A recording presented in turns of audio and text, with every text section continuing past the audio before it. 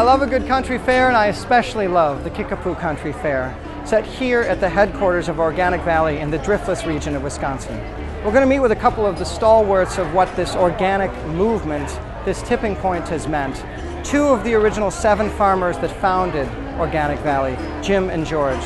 We'll also meet with Will Allen, the founder of Growing Power, and lastly, Andrew Zimmern, an internationally known culinarian who sees things from 30,000 feet and a microcosm.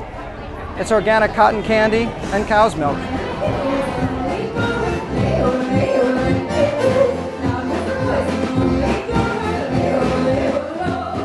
So tell me, this Kickapoo County Fair, this Organic Valley thing, what's it like to just talk in front of all those people, to address all that enthusiasm? Well, it's great to, I speak all over the world now, and whenever I have an opportunity, especially with a good partner like Organic Valley, who's been a partner for a lot of years now, anytime I get an opportunity to grow what I call the good food revolution, I'll go and do it. So it's really important. This state has historically always been a great ag state with small farmers and small farms, and we want to continue to support those farms and those farmers, and this is a great way to do it. The excitement, it gives me goosebumps, and I have to tell you something personally I've been dying to tell you for a couple of years. I will never not believe again that one small idea cannot explode and literally change a culture in a short period of time. I've watched it and lived it through you. I'll always believe that from here on out. Well, thank you. And it's a lot of people working together in partnership. That's what it's all about. Yeah. I'm the captain, red snapping, and I've sailed the 7 seas, and though I've never seen a mermaid, in her I still believe. Rodeo, a pirate's life for me.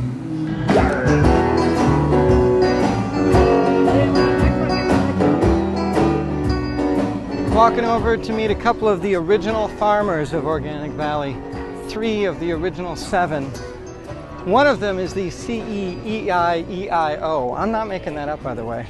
So I'm here with George Seaman and Jim Wiedeberg, 2 of the original 7 founders of Organic Valley. This is a big deal. You guys are my double heroes because you're double stewards. You've been stewards of the land and you've been stewards of Organic Valley for basically more than a generation. Yep, that's true. So in '88, when you guys started this, I mean, organic wasn't even a word that was part of most people's vocabulary. No, in fact, we had local people saying, "How's that generic farming going?"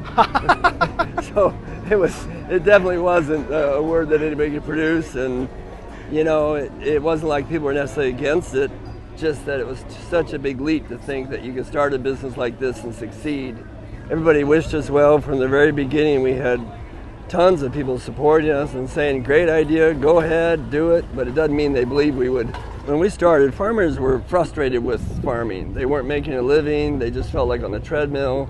So actually there's a lot of excitement in organics. Going organics was, hey, I'm going to do something different. I'm tired of the same old, and I'm going to try to see if we can change the world. So there was a real sense of defiance that, it was a challenge, but they were also very interested in it.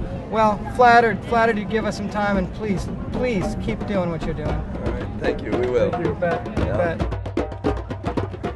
An organization called Slow Food that is dedicated to both the ethics of food and the pleasure of the table, as well as honoring those who grow the food and prepare it. Child labor. So effective.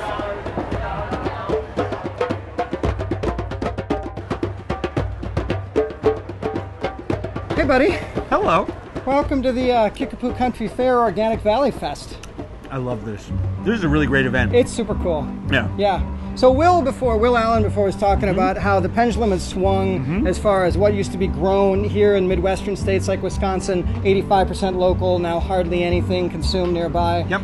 Will was talking about, evolution, revolution, where we are as a food movement. And I think we're at that, if we're not quite there already, we're at the tipping point where I think there's enough mass of people engaged that, like bacteria, we're going to help to fix this thing. Distribution is the key to all of this. So many people want to participate in it, and if you're not big enough, the price is going to be high. I want people in our world to be able to not live in a society where food is a class issue. And to that end, larger cooperatives like this with stunning product that's the food the way you want it, that supports local, Right. and it doesn't matter whether it's a CSA or the co-op grocery I shop at or Organic Valley. The whole point of it is that it supports the lifestyle I want to lead and gives me the food I want my family to eat. See you, Thanks for the perspective. see you somewhere always. else in a couple months? Absolutely. All right, take it easy. How about a round of dice? We'll get you the sugar twice. And send the shots on us and go home on the bus. So what's the sum of all these parts? These 7 farmers way out on the western edge of Wisconsin that in 1988 decided to say, no, we're not going to do what's called conventional farming. We're going to do something called organic, which was really not understood, even novel at the time. Something like the Kickapoo Country Fair actually brings the world together for these people. It's these men and women with their family farms saying, I'm going to grow, raise, milk something that's good enough for my family, and it's going to be even better for you. You can earn a bumper sticker if you drink a bottle of beer.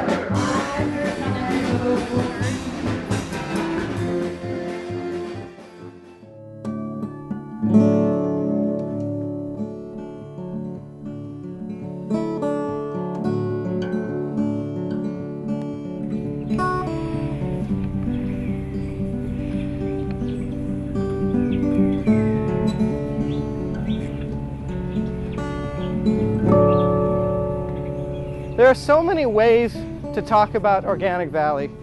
You can talk about the original 7 farmers who in the 1980s decided to pursue a new paradigm and raise their cows more in tune with nature. Or you can talk about how that little clump of farmers grew into the largest organic cooperative in North America. Or you can talk about the people. Becky and Tucker Griedebeck, who have a farm in Cashton, Wisconsin, and a modest herd, just 50 cows or so, but they produce this exquisite milk. And from that milk, Organic Valley makes their butter and their cream and their yogurt and their great glasses of milk. And I'm here to see how that story flows through what is Organic Valley. We have a dairy farm and we ship our milk to Organic Valley's farmer-owned cooperative. I also work for Organic Valley. I work in product development for them. So I have both a professional tie and then we have the farm tie. Our philosophy is sustainability. What we're doing with the cows, with the grass-fed, we're cutting back on plowing, not feeding grain, so we're not raising corn, and we're adding tweaks here and there to try to make everything work as one. I suppose our main philosophy really is that everything starts with the soil. You feed the soil, you feed the crops, you feed the cattle that feed us.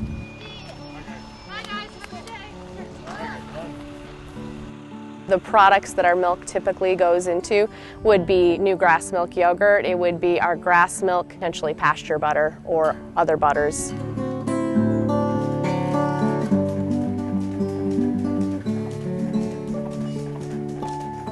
Good morning. Morning, how are you doing? How are you? I'm Becky. Nice to see you. Nice to see you. Over there. I just want to hug you to be warm. Morning. How you doing? Hug to Oh, look at that. What kind of beautiful ladies do you have here? We've got all kinds of different breeds. Our primary breed we started with is Holsteins and Red Holsteins, a personal favorite of mine. Dairy goats. We have the llamas that hang out with the goats. Pot-bellied pig. There's the cats and the dogs and the bunnies. A little bit of everything.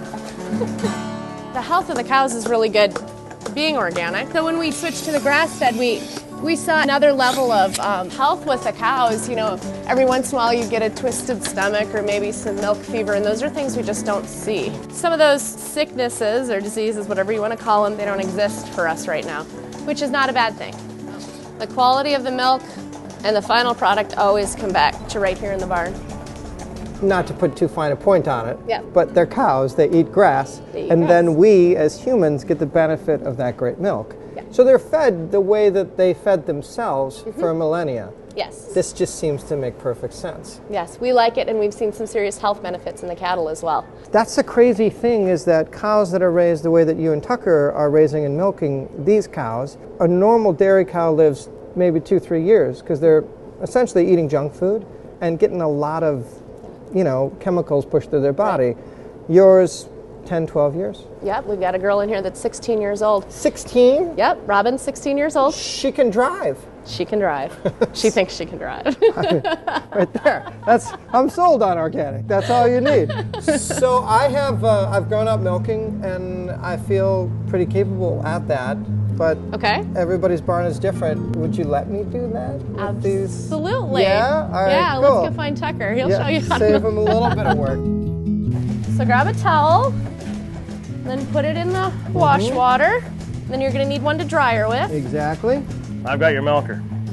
So what we do is we hang it up. This is your pulsator. It slides in. Hook the milk line in. There's a button on the bottom. So flip these back. When you push the button in. That's when the suction starts? Yeah. All right. Okay, so push that in, and then when you flip it up, you can feel the suction. All right, so I'll get out of the way and switch hands. Put this one underneath like that. Trade you. There you go. Okay. Yep, and let her know you're there. Got it.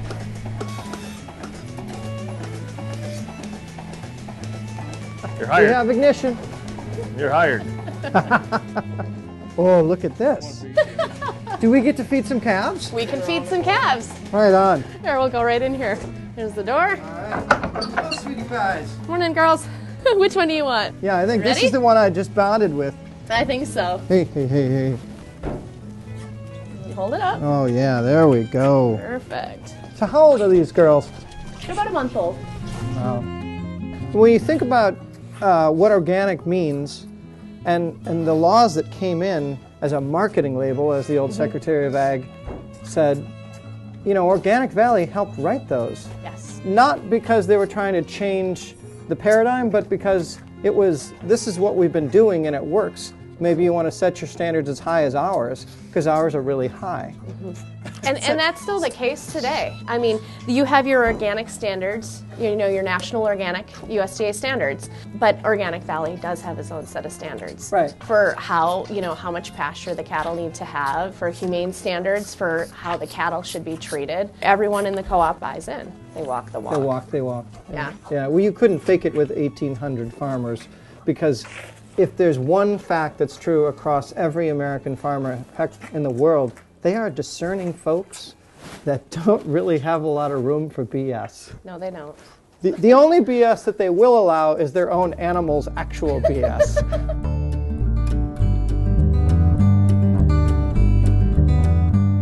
So you met in college, fell in love. You both came from farming. Yes, correct. If Organic Valley didn't exist, do you think you'd still be in farming? Yeah, but we'd be doing it different. I don't know that it would be our primary living. I mean, even when I was teaching, and I was always looking out the window and jealous of the guy driving the lawnmower. I mean, I need to be outside, I need to be moving. We would have been working full time to support being able to do something farm. outside, but To feed our your jobs souls. would have been paying for it, right? Yeah. So this, if without that, I'm not sure. You would have had an expensive hobby Absolutely. that worked with the earth instead of earning a living and cultivating the earth.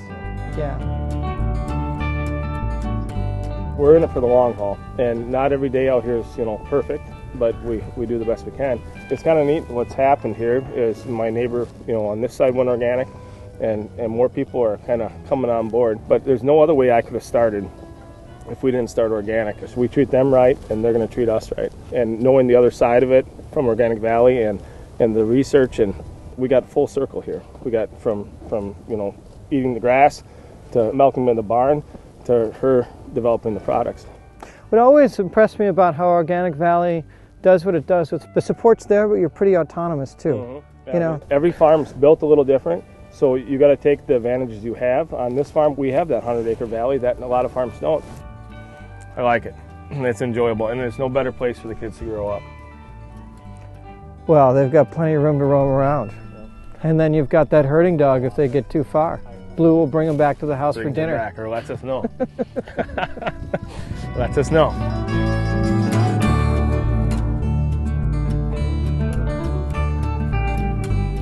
So we're going down to the bottom end of the farm. We used to raise tobacco down here, and when we stopped raising, we put a 1/4 acre of pumpkins in and invited a few families, and the people liked it so much that they invited other families, and it grew very organically.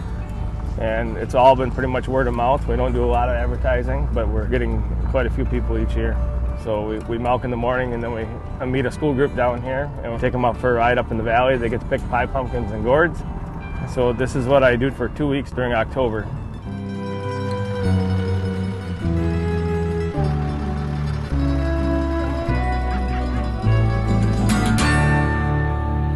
All right, guys. You guys excited? Yeah. You are? What are we gonna hunt for? Pumpkins. Pumpkins. All right, everybody ready? Puddle? I think there's puddles up there. It did rain, but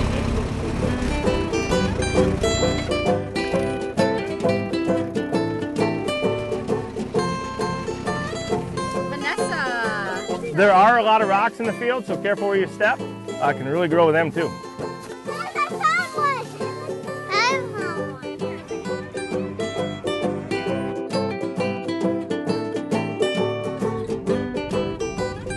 So I'm on my way from Tucker and Becky Gretabeck's farm, and we brought the cows in this morning and milked them, and we're heading to Chaseburg, where Organic Valley has got their butter plant.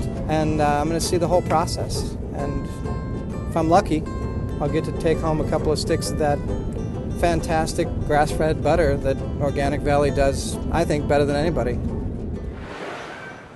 Hi. Hello, Steve! How are you? Good, how are you? Good. Welcome to the Chaseburg Creamery. Thank you. Instead of following breadcrumbs, I followed milk. Okay. You do beautiful butter for Organic Valley, and I want to see that whole process. All right, we'll be glad to show you. Cool. All right, so if we go this way, we'll catch up to that truck that you saw the milk going on to, and we'll bring it into the plant. So watch your step. Hey, that's a big shiny milk truck if I ever saw one. You can see John, he's up on top of the truck now. He's all harnessed up. Going to get a milk sample for us and get it to the lab, see how it tests out. How long before it's butter? So we're going to get this milk all sampled and tested, make sure everything's good for us. We'll bring it into a raw silo, separate it into cream and skim, and that cream will be made into butter probably on Sunday, so about a day and a half. Cool, where do we go next? We're going to be pumping this milk into one of our storage vessels, and from there to the pasteurizer room, and we can walk through there, and finally into the butter operation. All right, lead the way, my friend. All right.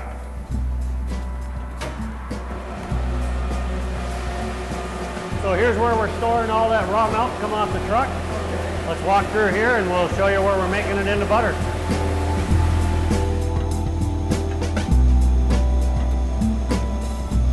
Okay, so in here is where we're churning butter. That is a 21st century stainless steel butter churn. I mean, you could park a car in that.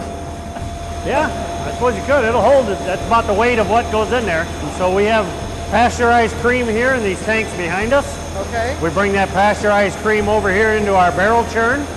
So what's striking me right now is that this technology is the same that's been going on for thousands of years, where people put cream into a barrel and churned it until it turned into butter. Yeah, the basic practice is the same the way we do it. This is kind of the artisan way of doing butter. So it all happens in this room. Everything happens in this room. By the time it's through with this machine, it's in a carton ready to be put into a cardboard box and sent to the customer. Butter is so integral to great cuisine, and it's happening in this room. This is like, I don't know, it's like going to Yankee Stadium for some people. I have goosebumps. As a moderate home cook who has stood next to great chefs that have used exquisite butter, I have goosebumps. This is huge. Ron's opening the door now, and we'll be putting the butter boat inside of there. The butter boat, that's really what it's called? Yep, that's called a butter boat. He opened that, and this entire room smells like a theater, a movie theater where everybody is eating buttered popcorn. That's right. He'll put approximately half of the butter that's in the churn into the boat. We'll take that boat over and dump it into the trolley. And then the trolley, I saw some augers or something in there, right? Yep, and those augers basically extrude that butter out to a pump, and then from the pump it comes through the pipeline over to the machine to be packaged. And how many sticks or pounds of butter do you think come out of this great little plant of yours? We do approximately 9 million pounds of butter a year. That's right. That's a lot of really good toast. All right, well, before you go, I got one more thing for you. There's some of our butter that's already been through our QA test. It's ready to be released. Better than going to the baseball park and catching the ball. There you go. It's a home run. Thanks, buddy.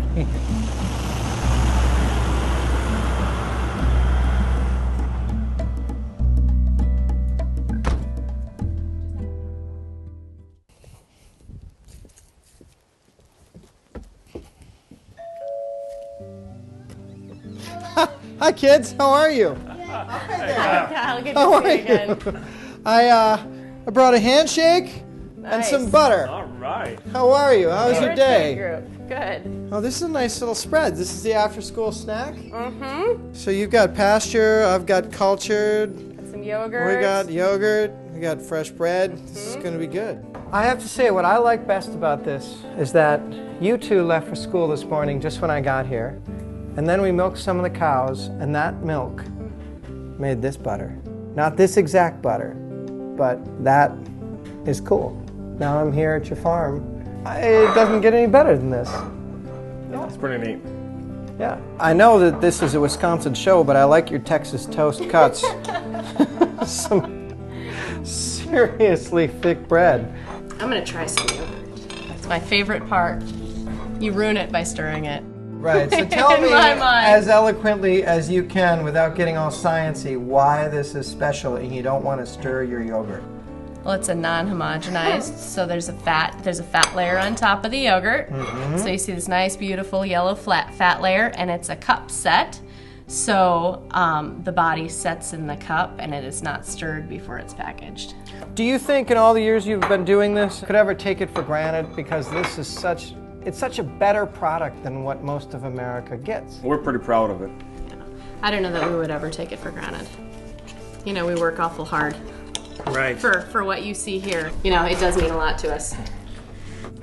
Good bread and really exquisite butter.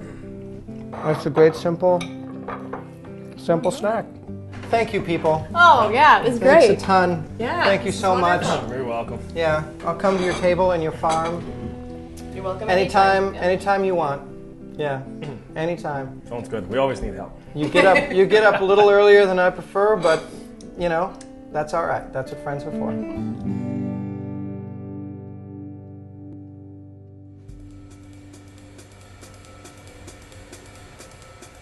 If I were a farmer, my goal would be to be on a milk carton. I'm serious. I know it sounds funny. Forget the Wheaties box. I want to be on an Organic Valley grass-fed milk carton. Not one of those lost kids, though. No. This is just a break for the two of you. Yes. And you two have homework. Well, yes, except it's Friday. I'm heading back to All Seasons Farm. I think I'm going to actually eat some of this butter on some yummy somethings. They're probably going to make you do chores. I've been walking around in a hairnet and footies all day. It can't get that much more difficult. It's the good news, and everything tastes pretty good too, which, for me, kind of turns me on. Wisconsin Foodie would like to thank the following underwriters for their support: Wisconsin Milk Marketing Board and the Dairy Farm Families of Wisconsin, Ircink Company,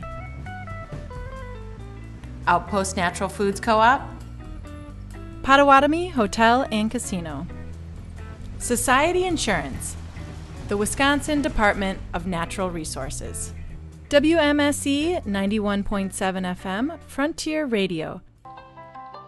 Wisconsin Milk Marketing Board, representing the dairy farm families of Wisconsin, who fostered a proud history with generations of family-owned dairy farms, working to sustain the state's economy through job growth and providing acclaimed cheeses and other dairy products.